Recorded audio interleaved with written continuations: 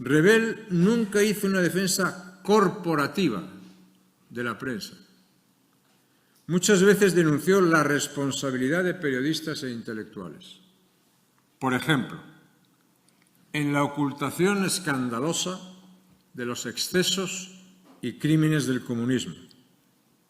Primero, silenciándolos, y luego, cuando eran inocultables, simplemente mirando hacia otro lado. Rebel alertó siempre contra la perversión en el uso del lenguaje, un mecanismo que nos es abrumadoramente familiar.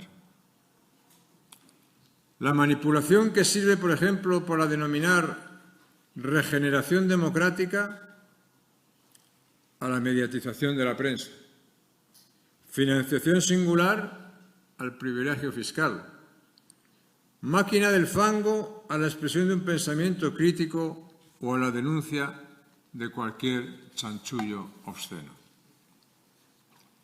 Es el vergonzoso método de ocultación que consiste, si hablamos de Venezuela, en insinuar que se media en pro de una hipotética democratización futura mientras se ayuda a liquidar la agónica libertad presente, fruto del coraje opositor.